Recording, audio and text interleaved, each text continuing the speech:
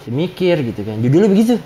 Iya nih produsernya yang request. Ah ya udah dah gitu kan. Produser. Aku bisa berkata apa?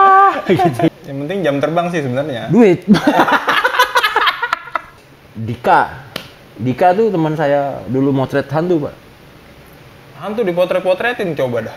Itu gimana sih lu?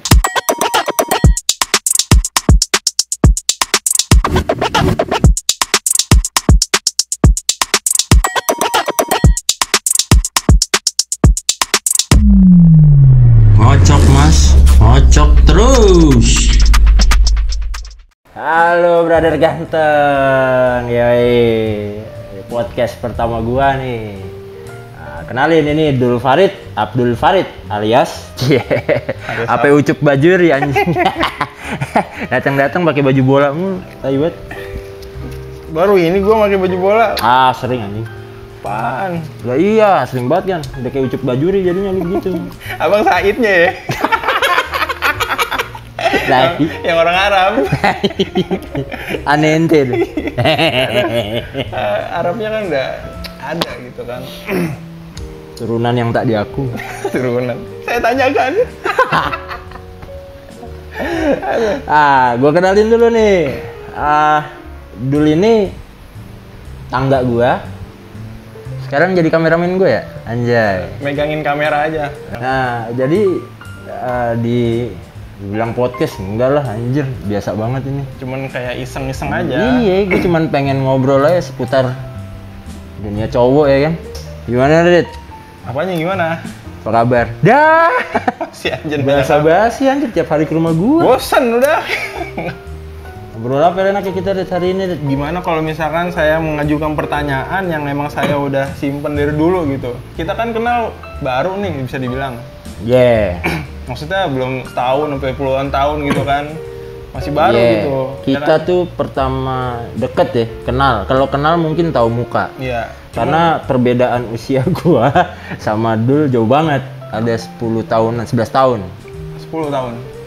Dia kan 25. Pokoknya range harga. Kok range harga? Range umurnya tuh. Ente dagangan. Aduh. Ente dagangan. Pokoknya segitu. Iya, 10-11 tahun. Saya 36, Bapak 25 kan? Iya, 26. Oh, 26, mau 26. Kapan Bapak ulang tahun? Bulan depan. Oke, kita sikat bulan depan. Sikat baju kali gua. WC Bapak bukan mas. Bau. Aduh, lebih parah lagi dari baju. Bapak bau. Aduh WC. Tapi Ya. deket ya, maksudnya kita cepet deket itu gara-gara 17-an. Bukan cepet deket sih, maksudnya cepat mengenal gitu. Iya, jadi gara-gara 17-an. Dia bendahara ya. Bendahara. Tunjuk Terus- sama dia, men. Enggak lah. Udah lu aja katanya. Kagak dulu. Gimana? Bapak kan emang dari awal di settingnya bendahara tuh sama si Nanding alias Leha, ya kan? Iya. Nah terus saya ditelepon. Ki dateng Ki rapat. Ya datang lah gua ya kan. Ya udahlah gua bantu gitu namanya. Dulu kan pernah aktif juga di Karang Taruna RT kan gue maksudnya ya aktif lah di remaja dibilang Karang Taruna juga nggak tahu lah ya. Ya, dipanggil dah tuh. Dipanggil lah, dateng lah gua, kenalin lah. Gue sering ngeliat di bocah gitu. Berapa kali ketemu nggak tahu nama ya kan.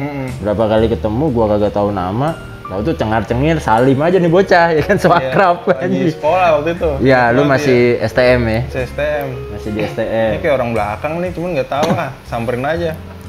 Ya taunya emang nggak kenal gitu, cuman tahu muka nih orang belakang nih kayaknya gitu kan, orang gang sebelah gitu. Jadi anak gangan ya bapak ya. Sure. Jemput depan gang. Ya. Iya udah terus 17-an gue kenal.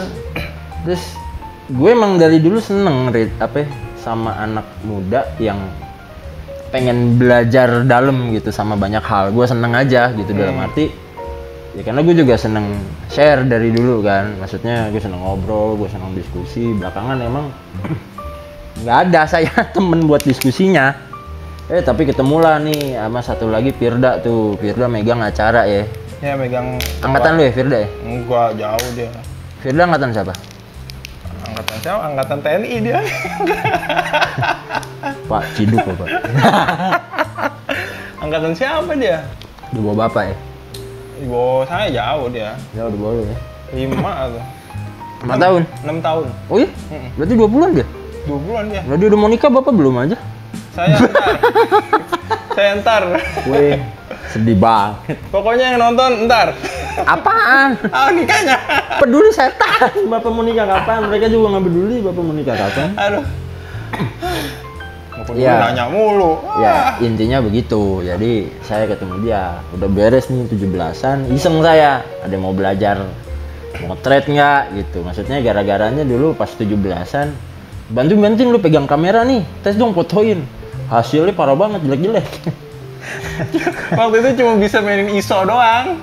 Apa itu ISO juga keterangan nih, gue bilang meluruk. Waduh, hasil foto meluruk nih, gue ngeditnya setengah mati ya kan. Wah, udah dah gue tawarin jadinya. Ada yang mau belajar nggak di grup anak-anak muda RT ya kan? Ternyata ada 2 orang nih. Lu sama siapa? Sama ponakan saya tuh. Ponakan lu? Iya, sepupu, jatuhnya sepupu sih. Sepupu kan? Iya. Siapa? Si Sarah. Sarah. Udah nih belajar nih berdua ya nggak? Cetak. Sarah udahan. Udahan tuh dia. Dia lanjut nih. Mm-mm. Lanjut ke video, ke foto, mulai nanya-nanya. Wah, seru juga ya kan? Seru juga. Udah awal makin deketnya, maksudnya jadi bener-bener kayak yang sampai sekarang nih kerja bareng ya Dit. Dari situ ya. Emang awalnya saya kan emang tertarik ke sama dunia kayak video gitu kan, foto. Cuma dulu tuh cuma jepret-jepret doang, video ngambil gitu, cuma nggak tahu harus ngapain dulu, harus apain, ngatur apanya, terus habis itu diapain lagi saya nggak tahu gitu kan. Basicnya benar-benar nggak tahu, cuma asal-asal doang lihat ini bagus nih ikutan lah gitu. Nah yang gue lupa terus kita itu tuh ke film kemana-mana, lupa tuh gue prosesnya. Begitu aja udah. Ibarat kayak orang jadian nggak nembak. Itu prosesnya ini kan saya ini apa namanya nawarin diri. Kalau mau saya mau apa namanya butuh bantuan saya bantuin gitu kan, apa ngapain gitu. Oh ya, nge-crew kayak apa kayak. Ya udah lu megang kamera 2 gitu kan, cuma ngeplay doang. Gua yang mikir sendiri. Jagain gitu. lah gitu istilahnya. Mm-mm. Kan banyak bocah kalau nonton syuting tuh. Mm-mm. Panjang tuh ceritanya. Bisa durasi bisa 2 jam sendiri kalau didetailin ya kan. Iya. Lu tadi mau nanya apaan kalau gua? Iya, saya mau nanya nih kan abang bisa dibilang umur udah Tua. ya udah saya nggak ngomong gitu sebenarnya, maksudnya udah berumur lah gitu kan ya. Iya. Jadi bisa kayak gini tuh ujungnya awal-awalnya tuh perjalanan karir tuh sebenarnya kayak gimana sih bang? Panjang nih. Ya panjang. Jadi ceritain. saya tuh pertama belajar hipnoterapi, Rit. Hipnoterapi apaan sih bang? Hipnoterapi ya, kayak apa ya, kayak Hipnotis gampangnya gitu? iya hipnotis, tapi Berarti suka itu dong, ngibul-ngibulin orang dong? nggak ngibulin aja. Apa namanya, nyolong-nyolong gitu kan yang biasanya begitu. Maling dong gua nyolong gimana sih? Kan hipnotis gitu, ngambil ini, ngambil Oh itu. kagak lah. Jadi hipnotis tuh kayak inilah, kayak 2 mata pisau aja. Jadi lu mau pakai baik-baik, lu mau pakai jahat-jahat.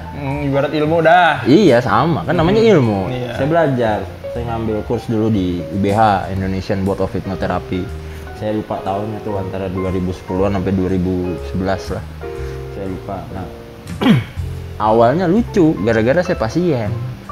Pasien. Oh berarti apa namanya, merasakan apa gimana tuh? Maksudnya pasien awalnya Jadi saya nih ngerasa ada yang nggak beres sama diri saya. nggak beresnya gimana tuh? Jahat banget saya, Dit, orangnya, Dit. Jahat. Jadi temperamentalnya lumayan parah, Maksudnya baru-baru banget gitu. kurang lebih. Kurang lebih gitu. Kurang lebih, iya kan. Terus saya nemu temen nih, awalnya kan bantuin senior saya tuh, Io-Ioan, bikin acara seminar motivasi apa segala macem. Ya. Ketemu lah nih sama orang-orang yang belajarnya hipnoterapi, terus ada NLP, Neuro Linguistic Programming, memprogram otak lu lah gitu dengan seni komunikasi. Udah sembuh. Bapak sembuh. Sembuh saya. Saya bilang saya akuin aja itu buat saya apa ya, Penyakit. soalnya mengganggu banget pak. Saya SD tuh kan saya suka cerita ya, ibu saya tuh tanya tuh masih hidup nih orangnya, Iya. sebelah di kamar. Bolak-balik pak, ibu saya dari SD dipanggilin ke sekolah. Gara-gara Ada aja bocah, saya gaplok lah siapa. ampun. Begitu, lah benar. Jadi ya begitu pak, dipanggilin sampai saya didudukin di meja guru gitu pak. Saking orang tua lain tuh pada ngelarang anaknya duduk sama saya, sampai nangis-nangis tuh ibu saya. Nah, iya, nggak tahu kenapa, pokoknya begitu aja. Udah nih, gede. Ada kalanya juga saya cemen jadi orang, ada kalanya juga saya berani. Tergantung sikon gitu Pak, sama ya masa transisi lah ya, dari anak SD menuju SMA pasti perjalanan psikologisnya akan berubah-berubah. Bener. Kalau saya sih percaya begitu gitu. Sampai pada akhirnya ya itu, saya ngambil fokus ke love. Ya, saya belajar tuh Pak, gimana cara deketin cewek. Waduh, bahaya nih guys, bener bahaya. Kalau ketemu dia timpukin aja kalau bisa. ntar ini lagi kan. Dikira setan gue, nggak cowok nggak cewek dihajar. Dikira setan gue, lu jumrohin, buset. Setan. Lah timpukin? Jenipit kali. Udah timpukin, ya kan? Ya itu saya belajar love, karena ngerasa goblok juga dulu soal cewek Pak. Wow, sampai dijulukin spesialis PDKT Pak. Waduh. PDKT doang dapet kagak. Zaman kuliah. Saya dijulukin begitu, tai banget emang. Cuman ya gimana gitu kan. Ya walaupun ya ada dapetnya, pacaran mah ada pacar. Cuman kayak ya bucin, ya gitu-gitu dah. Cuman ya begitu-begitu doang gitu. Gitu-gitu doang, gitu. Tolol, ibaratnya saya tolol. Akhirnya saya belajar tuh. Belajar lah, ada seni pick up artis apa, sampai akhirnya setelah kuasain hipnoterapi dan lain-lain, mutusin buat jadi love consultant sama terapis untuk masalah percintaan. Waduh. Nggak cuman soal wah saya nggak pede nih mau deketin cewek apa segala macem, sampai pada proses orang datang, tolongin mas saya mau cerai. Mau cerai tolongin? Nah iya Pak, itu psikis Pak. Saya meneliti Pak masalah orang selingkuh tuh kayak gimana Pak, mas suamiku selingkuh apa segala macam. Wah itu perjalanan banget Pak. Semakin banyak orang yang terapi, saya makin belajar gitu bahwa soal rumah tangga, soal percintaan, dari yang monyet sampai yang gajah Pak. Kalau bahasa Raditya Dika mungkin sampai Brontosaurus gitu, yang kayak gimana. Saya belajar, saya detailin apa segala macem, ya kan, sampai akhirnya ketemu nih sama bini. Sekarang jadi bini, dulu belum kan? Oh iya belum. Sekarang mau jadi bini. Tuh ceritanya awal bisa ketemu tuh gimana tuh? Kenalin Pak. Kenalin sama. Jadi saya pernah kerja di kantor dulu ya. Ya. Kantor finance lah, keuangan. Saya punya tim anak buah lah gitu ibaratnya, karir sampai jadi asisten manajer apa segala macem. Karir saya punya tim lah anak buah. Bininya satu kantor sama bini saya. Satu kantor sama bini bapak sekarang? Iya, sama Molly gitu kan. Udah akhirnya dikenalin. Saya praktekin ilmunya. Waduh. Saya punya prinsip dulu Pak. Saking dendamnya saya akan kegoblokan saya dulu soal cewek. Pokoknya sekali ngedate, mostly rata-rata dapet. Dan terbukti Pak, istri saya begitu. Saya sekali ketemu, ngedate, saya disentul Pak, restoran Apong. Jadi masih ingat aja itu di zaman kapan itu? 2013 Pak. Udah ya 10 tahunan lah. 2013 belum nyampe lah, 8-9 tahun Pak, kurang lebih lah ya. 2013 saya pacaran 3 tahun, saya nikah. Itu perjalanan Pak, saya belajar soal metafisik, psikologi metafisik dan lain-lain. Jadi ya klien kadang-kadang aneh-aneh aja gitu. Ada aja gitu yang permasalahannya yang unik gitu ya. Wah, macam-macam Pak. Ngobatin kesurupan datangnya ke saya. Wah, itu lucu dah. Panjang lagi kalau diceritain, ntar disangka gua klaim-klaim pesulap merah lagi. Kagak lah, tapi kurang lebih dulu dunianya begitu. Iya. Cuman saya pakainya lebih ke terapi orang, nggak cuman sekedar jadi konten bongkar-bongkaran dukun. Saya nggak peduli sama itu. Ya, gua bisa manfaat buat orang ya, enak gitu. Hal positif lah gitu kan ya. Iya. Rokok mulu, gue liatin. Belum habis, udah gua ampegin aja. Itulah sampai 2014. Terus gua jenuh Pak. Jenuh. Ada kalanya ngerasa susah gitu Pak, jualan. Profesi yang tadi? Ya, ada kalanya Pak, ada kalanya. Sampai akhirnya pelan-pelan di 2013 itu saya ngedalamin beberapa ilmu marketing Pak yang di sekolah nggak diajarin. Itu belajar di mana tuh? Atau otodidak Pak? Otodidak? Memperhatikan buku Pak. Saya kan diajarin dua sama senior saya dulu. Lu kalau mau cerdas atau mau pintar belajar tuh ada 2 pakem yang harus lo jadiin pegangan gitu Pak. Apaan tuh? Yang pertama book smart. Book smart? Ya lu belajar buku, diskusi, and then sekolah, kuliah, ambil workshop, kursus, apalah yang sejenisnya gitu. Iya. Nah yang satu lagi street smart, ya lu praktek lapangan. Karena dengan lu praktek lapangan, lu nambahin jam terbang kan. Nambahin jam terbang terus apa namanya? Dapat yang aneh-aneh, jadi lu belajar lagi. Kalau lu nggak bisa nuntasin kan lu jadinya belajar lagi. Maksudnya dapat selanya lah gitu ya ibaratnya. Iya, karena kan pasti case-nya beda-beda ya. Nah, ya deh. Belajar lah saya ilmu marketing. Dalemin, saya fokus ke branding sama youth marketing. Ya kan? Saya banyak baca-baca bukunya Gani Kunto tuh namanya. Gani Kunto. Iya. Bukan Kunto aja. Enggak. Bapak anak kekinian sekali. Kan mirip kan jadinya kepikiran. Kagak. Itu Bapak gimmicknya kejauhan. Gimmicknya kejauhan. Bapak perlu belajar lagi sepertinya. Aduh, Bapak ini orang mana? Aduh, kita di Jakarta ini. Iya, tergantung mood, Pak. Oh iya, aduh, berbagai bahasa ada di orang ini, guys. Ya, karena ketemunya sama banyak orang, Pak. Dari orang Medan, orang Ambon, orang Sunda, ya bini orang Sunda. Iya. Saya sendiri orang Jakarta, yang orang punya orang tua Jawa, gitu kan. Jadi, kadang-kadang berbagai bahasa ya minimal kulit-kulitnya kita kuasain biar orang nyaman gitu. Iya benar-benar. Jadi bisa menyesuaikan adaptasi, lebih ke adaptasi. Udah Pak, kurang lebih dah. Ya.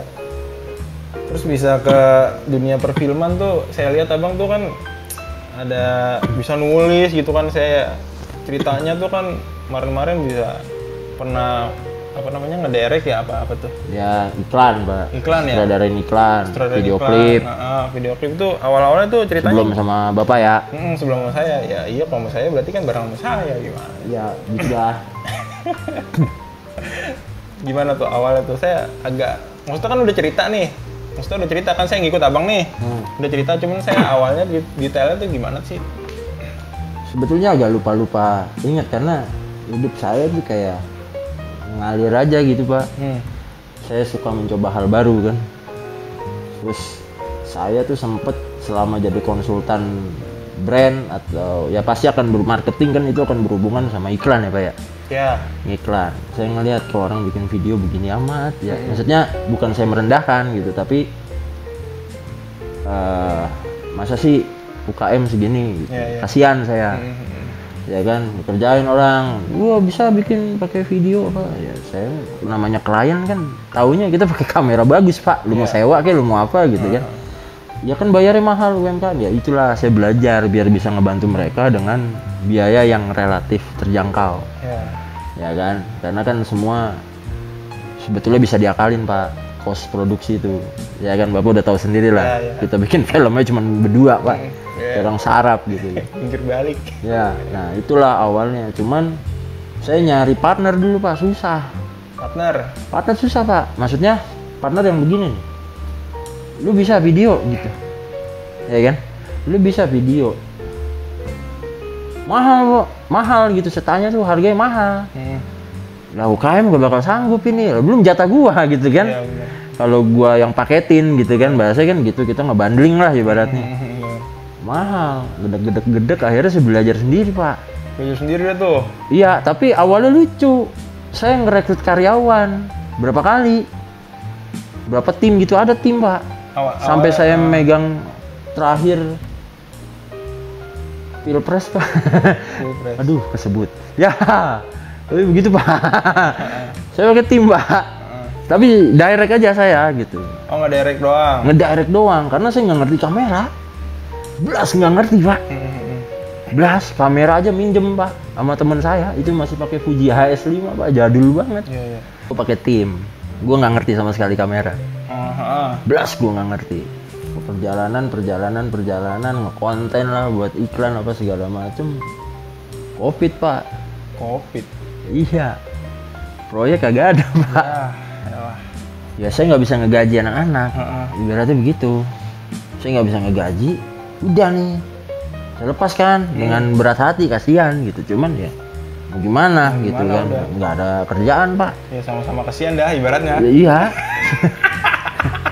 kita bila-bilain kan Pak namanya ya kalau bisa mah dia pada makan gitu biar kata sepiring gitu kan biar kata sepiring dia pada makan saya kagak makan nggak ngapa kasihan gitu kan cuman udah lama-lama lapar Pak Amsyong juga gitu kan jadi mau nggak mau akhirnya memutuskan untuk belajar sendiri. Sinematografi. Ya, saya waktu itu biaya nggak ada pak, alat nggak ada, itu lebih lucu lagi. Alat kagak ada, biaya nggak ada, gimana pak belajarnya? Gimana tuh? Awalnya ke YouTube. Tapi entah kenapa Allah nemuin nih pak saya sama orang, namanya Mas Amrin Nugraha. Mas Amrin. Kayak kenal tuh, cuman nggak tahu itu siapa dia bang. Iya elah, segala rupa basa-basi kayak kucing. Maksudnya kan udah jelasin gitu. Oh iya, paham ya. Bapak banyak nonton ini talkshow TV ya. Oke. Jadi Mas Amrin ini sutradara iklan, Pak. Sutradara iklan. Keren, Pak. Mas Amrin. Sutradara iklan. Sutradara iklan, Pak. Saya belajar bener, Pak, sama dia. Dikasih tahu seluk-beluk A, B, C, D, E. Akhirnya saya mau nggak mau, Pak, karena kan waktu beliau juga terbatas ya. Iya. Akhirnya saya ngambil online course. Online course? Ya, ayo apa ya bahasa Inggris? Ini suruh belajar bahasa Inggris, ente. Saya nggak bisa bahasa Inggris. Online course gitu kan. Jadi kursus, Pak, kursus di internet. Kursus di internet? Iya, adalah sedikit rezeki waktu itu $88 biayanya. Kursus tentang apa? Sinematografi, Pak. Oh, Saya otak-atik kamera apa segala macam. Oh iya, saya belum cerita, Pak. Ada teman yang nolong waktu itu. Pas saya lagi ambruk, bingung nih mau ngapain. Tiba-tiba ngobrol aja gitu sama teman kuliah. Eci, Pak, namanya, Pak. Eci. Ya deket lah, teman-teman udah kayak sohib lah gitu loh. Apa bareng-bareng lah kita di organisasi apa gitu. Ya sukses dia, Pak, gitu kan. Bisnisnya gede. Ngobrol sama dia pernah ngeliat lah beberapa karya saya. Nggak ada angin nggak ada hujan, Pak, tiba-tiba transfer dia 20 juta. Waduh, keren banget. Lu buat beli kamera nih biar lu bisa berkarya. Wah, gue balikinnya gimana sih gitu kan. Bingung juga saya kan, kagak enak juga, Pak, gitu kan. Lu butuh berapa emang? Ya emang sempet nanya dia, emang lu butuh berapa buat kamera apa segala macam. Saya ceritain lah, kurang lebih lah, Ci. Gue bilang kurang lebih 20 juta gitu, kurang lebih itu buat apa aja. Saya ceritain lah, ya lighting, ya gimbal buat ngekonten gitu kan, jadi konten creator dah gitu ibaratnya. Biasanya kan di belakang layar aja gitu kan. Habis itu tiba-tiba ada transfer, Pak. Transfer, Pak. 20 juta, Pak. Banyak banget duit ya. Saya, waduh, gimana balikin? Udah, kalau lu ada duit aja. Waduh, saya bilang. Makin berat dah tuh. Ya gitu, Pak. Maksudnya, ya gimana ya? Baik banget orang, Pak. Maksudnya, alhamdulillahnya nih, Allah kasih jalan terus gitu loh. Setiap saya susah tuh, Allah kasih jalan. Prinsip saya pernah dengar Mbak Sujiwo Tejo gitu. Kalau kamu sudah meragukan besok kamu makan apa, disitulah ibaratnya kamu nggak bersyukur. Bukan nggak bersyukur, penghinaan terbesar terhadap Tuhan. Nah, saya dapet nih, maksudnya saya masuk nih gitu kan. Udah, saya pasrah aja. Ya dikasih jalannya begitu. Akhirnya saya belajar dah, walaupun masih bego banget ngekonten. Ngedirect aja sama Mas Amrin tuh pakai kamera itu saya masih diomelin. Banyak banget diomelin saya, maksudnya bego lu. Gua begini bukan. Tapi saya seneng, Pak, sama guru-guru yang bacotnya sampah. Karena emang saya juga begitu. Ya habis. Tuh, dengerin sama gua disama-sampain juga.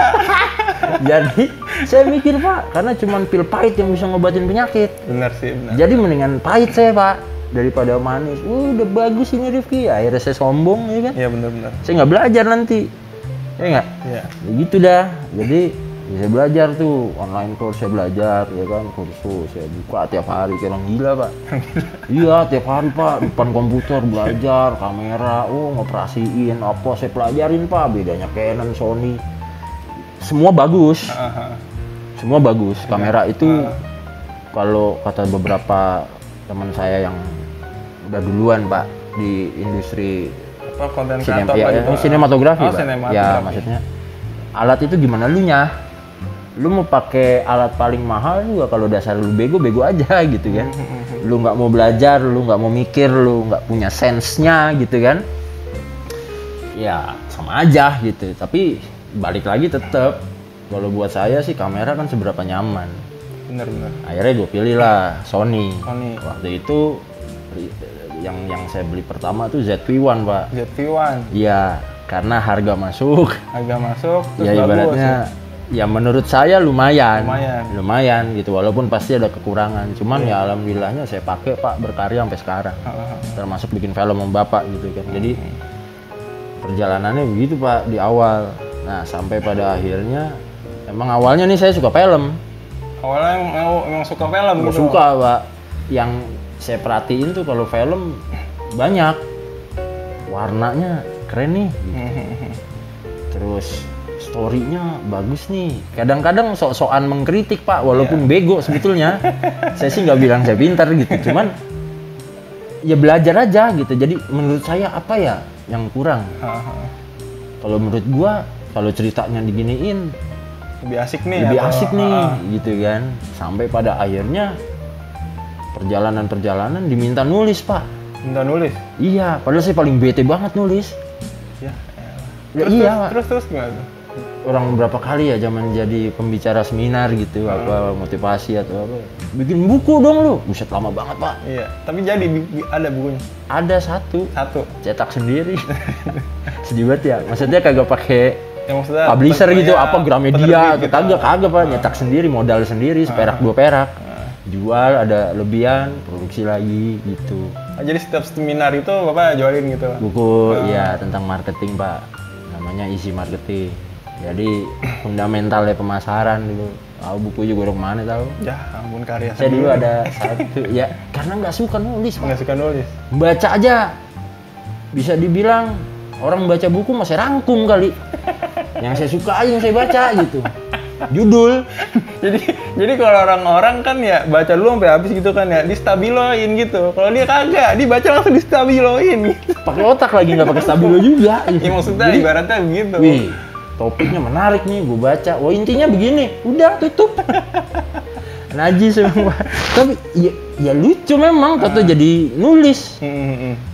Saya juga kaget, soalnya kalau kata dia ada film horor Pak, cuman saya nggak usah sebut ya. Iya. Waktu itu diminta nulis sama siapa, temen atau apa, kenalan? Kenalan saya Pak. Kenalan. Guru saya, dia penulis juga Pak. Penulis film Pak. Penulis film. Penulis skenario film Pak. Tiba-tiba mungkin ya karena ngobrol apa segala macam kan, jadinya lu nulis dong. Gue ada kerjaan nih. Ya. Jadi ibaratnya kayak ghostwriter gitu Pak. Ghostwriter. Nama Bapak gitu, penulis. Nama saya? Walau yang bikin saya. Oh gitu, maksudnya nama doang dah gitu? Iya, karena saya nggak tahu kenapa ya dia percaya sama saya. Cuman kalau yang saya tangkap mah dia suka sama cara saya mempresent dialog, terutama horor Pak. Horor dan saya suka banget gore, sadistik gitu Pak. Kalau bahasa saya mah gampangnya ya, maksudnya darah. Saya tahu gitu standar serem gimana, apa segala macem. Maksudnya dia suka sama tes saya gitu. Iya, sama karakter yang dibuat sama abang lah. Dia kalau dia tanya berapa kali dites gitu kan. Apa namanya? Menurut lu film ini gimana? Ya kadang kan saya komenin Pak dengan sok tahu gitu. Ya menurut saya sih, dibilang sok tahu ya kembali ke orang lah menilainya gimana gitu kan. Cuman kalau kata saya, setannya lebay. Kenapa Ki kok lebay? Ya kayak pengen diserem-seremin gitu, dipaksain untuk serem. Iya, dibilang serem tapi ya jadi lucu gitu ya. Jadi lebay Pak, maksudnya gitu. Make up-nya lebay gitu. Terus jump scare tok gitu Pak, tanpa ada bridging. Bukan bridging, apa ya ibaratnya ya, yang ngandelin jump scare gitu Pak. Begitu aja ada gitu? Iya, gitu. Saya nggak seneng, saya tuh senengnya gimana ya? Kayak dibuat merinding dulu lah, ibaratnya kayak ada. Pernah nonton Silent Hill nggak Pak? Aduh, nggak tahu saya. Wah, Bapak masih nonton. Itu film dari game PlayStation Pak. Judul gamenya itu Silent Hill dan pernah difilmkan, saya lupa tahun berapa. Itu saya suka Pak, horor-horor yang begitu. Itu tapi nggak gore ya? Maksudnya karakter ceritanya tuh horornya masuk gitu? Iya, ke saya. Dan saya kan selera ya Pak ya, kalau film kan selera ya, kita nggak bisa malu, bagus ya gitu. Silent Hill tuh saya suka Pak, keren. Horor-horor kayak zombie gitu Pak, Resident Evil, suka saya. Ya itu bagus tuh, saya tahu. Iya kan, saya ngikutin tuh Pak, sampai habis gitu kan. Walaupun ada beberapa yang gitu, saya tuh harusnya gini manis nih, gitu. Iya gitu. Ya balik lagi Pak, so tahu mereka pasti lebih jago lah daripada saya. Cuman selera ya kan. apa ya, saya nganggepnya belajar juga gitu kan. Iya. Ya udah sampai situ-situ diminta nulis satu, Horor tuh. ya dengan karakter yang saya buat. Malah kadang-kadang kok lu begini sih bikinnya gitu. Iya. Jangan digituin mas, Iya. gue punya saran nih, diginiin aja. Maksud gua gimana ya, kan hidup saya lumayan nih pak, maksudnya Bandel. ya begitu dah, maksudnya bukan soal bandelnya, maksudnya lumayan doyan jalan ketemu orang, jadi tahu gitu pak, maksudnya kalau ada adegan nih misalnya begini aslinya nggak gitu loh gitu. Iya. Lu dibuat-buat banget kalau kayak gitu. Ini yang naturalnya begini tapi gimmicknya begini nih biar manis gitu loh. Ya udah di situ paling saya ngasih masukan begitu. Terus soal judul gitu, kadang-kadang saya mikir gitu kan, judulnya begitu, iya nih produsernya yang request, ya udah dah gitu kan. Produser. Aku bisa berkata apa gitu kan. Cuak gitu ya. Aku bisa berkata apa gitu kan. Dia punya duit gitu. Jadi mau bagaimana, cuman saya tetap memberikan saran lah gitu ya. Kalau judulnya begini aja gimana? Ya nanti gue sampein ke produser. Ya dibalik lagi pak, diterima alhamdulillah, enggak ya mau gimana? Ya, saya apa lagi pak? Produser aja nggak tahu pak kalau saya yang kerjain. Aduh, gimana itu? Ya nggak peduli pak. Buat saya Yang penting jam terbang sih sebenarnya. duit. Dia yang gimmick. Dia nggak munafik pak, duit pak. Jadi Ya kalau terus nggak dibayar kan pak, ngerjain 3 hari duduk pak, pinggang ledes pak. Iya sih emang. Pegel juga ya. Satu sisi belajar karena nggak gampang pak bikin layar lebar gitu. Maksud saya kalau saya nulis skenario-nya nih, adegannya begini nih, kecil setannya keluarnya gini nih, atau saya bikin nih bapak ada santet nih, tiba-tiba jebol keluar tangan gitu pak. Itu kan kita harus mikir pak, ini orang bikin film budgetnya ada nggak segitu? Ya. Karena kan efek mahal pak. Kerjaan Mas Amrin pak, saya tahu pak. Ya. Mahal pak, beliau pak. Emang jadinya mah, berdebah gitu kan. Mas Amrin kalau udah ngerapiin kerjaan orang, gue nyebokin pak. Keren pak. Iya. Itu nyebokin orang keren dia masih kerjaan.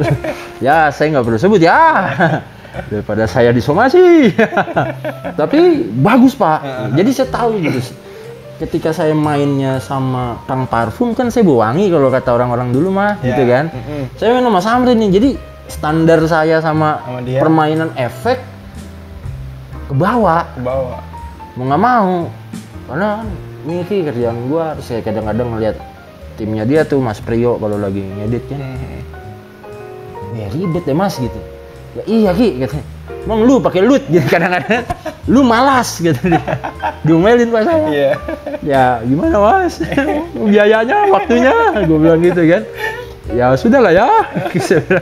Yang penting kan klien puas, senang, sesuai dengan harapan klien gitu. Jadi saya belajar Pak, standarnya jadi ke bawah. Mau nggak mau? Iyalah, guru. Iya pastilah, itu ke bawah lah. Ke bawah. Iya, saya belajar lagi A, belajar lagi B. Ditambah saya seneng sama hal-hal supranatural. Tapi bukan yang seneng apa gitu. Maksudnya bukannya saya main dukun Pak, kagak. Tadi curiga gue ngomong udah supranatural. Iya, maksudnya buat saya itu seni Pak. Oh seni, oke. Karena kita bicara budaya. Ada tuh satu skrip saya masih nganggur. Apaan? Legenda Sumur Maut Pak. Layar lebar tuh. Enggak, saya buat itu konsepnya buat film pendek. Saya baru bikin sinopsis sama treatmentnya aja. Jadi legenda, kalau dulu kita kenal Sumpah Pocong, ini ada sumur Pak. Dan itu legenda Indonesia Pak, di Pemalang. Sumpah di sumur gitu atau gimana? Iya, minum gitu, kalau Bapak bohong terjadi sesuatu gitu. Waduh. Saya kan senang meneliti hal-hal yang begitu gitu. Buat saya bukan soal tapi saya seneng aja gitu Pak, belajar budaya Indonesia. Kan kita kaya banget nih Pak. Iya bener lah. Itu aja ilmu saya masih, pemahaman saya apa yang saya pelajari masih wah gila, jauh banget Pak. Iya, Masih sepuku mata kaki aja belum sampai. Ya, Gitu. maksudnya seneng sama Cuman saya senang hal-hal aja yang kayak gitu. budaya ya Pak. Saya lebih seneng ke budayanya daripada soal hantu-hantuan sama setan-setanan doang gitu. Makanya saya stop lah bikin konten setan gitu kan. Kan Bapak tahu ya, saya pernah bikin konten-konten setan gitu kan. yang udah itu mah. Yang udah. Tapi buat saya jadi pengalaman Pak. Dan jadi cerita nantinya. Dan itu saya masukin ke skenario Sumur Maut itu. Saya masukin Pak. Ceritanya tentang konten creator, tapi kan banyak ya Pak film-film yang mengisahkan tentang konten kreator gitu. Ya. Yang ceritanya mau YouTube, terus dikejar-kejar setan. Enggak, saya nggak segitunya. Iya, maksudnya. Saya tetap fokus sama budayanya. Dan itu treatmentnya saya bikin Pak. Karakternya kalau menurut saya Pak, kuat gitu loh. Dan itu ada di teman-teman saya. Oh, ngambil karakternya dari Memang teman-teman saya. Teman-teman. Iya. Ada Charlie, saya sebut aja. Emang YouTuber hebat mereka. Terus Dika tuh teman saya dulu motret hantu, Pak. Hantu dipotret-potretin coba dah. Itu gimana sih? Ya begitu, karena saya belajar psikologi kan, kalau kamera buat saya kagak ada sugestinya, Pak. Nggak ada Kalau otak lah saya sebenarnya. ngeliat setan kan bisa suges, bisa bener, ya nggak tahu ya. Cuman kalau di kamera buat saya netral gitu Pak, karena dia nggak bisa Nggak bisa bohong lah. gitu ya, nggak bisa gitu ke kamera ya dapat, kagak ya kagak, lebay ya lebay. Maka tapi ya ada standarnya lah kalau buat saya. Nggak juga terus ada cahaya lewat, wah ini penampakan, kagak. Bisa jadi lagi motret, temen gue motret juga flashnya nyala gitu, pret Iya, gitu. bener. Ya macem-macem lah di lapangan tuh nggak sesimpel itu gitu. Ya dan susah, jadi buat saya itu challenge yang seru gitu, adrenalinnya ada, lu jalan kadang pakai tripod saya taruh, saya tungguin gitu Pak, momentumnya, feeling enak aja. Ya biasanya kan enak ya, ada model ya, orang hunting model kan. Nah itu saya hunting juga kan model. Modelnya gue ada. Ya challenge saya sih Pak, seru gitu, seru. Walaupun waktu itu juga banyak yang ngomel gara-gara anak saya baru lahir, si Gio. Oh Gio. Saya malah jalan keluyuran motret Pak. Aduh. Banyak yang ngomel gitu Pak, cuman Orang dulu gitu kan, kalau misalkan ini lu jangan ini, jangan itu, gitu kan. ya tapi alhamdulillahnya nggak apa-apa tuh Pak. Cuman sugesti kayaknya, apa gimana? Iya tuh bisa kalau- jadi, Allah alam gitu. Cuman kalau buat saya percaya lah Tuhan jauh lebih hebat daripada apapun Pak.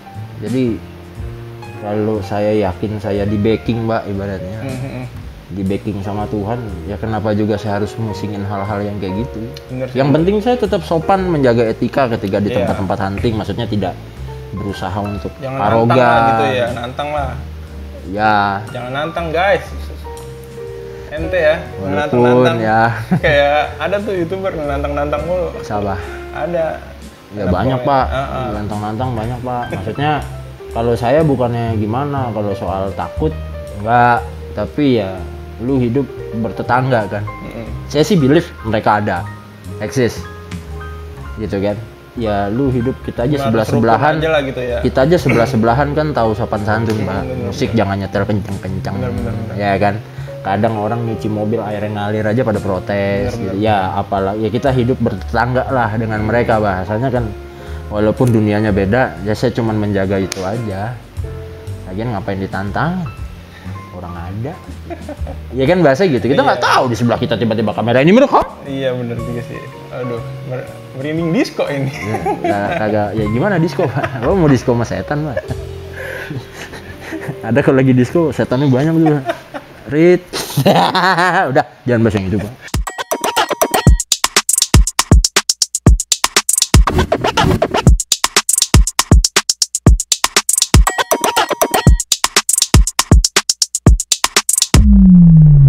Ngocok Mas, ngocok terus.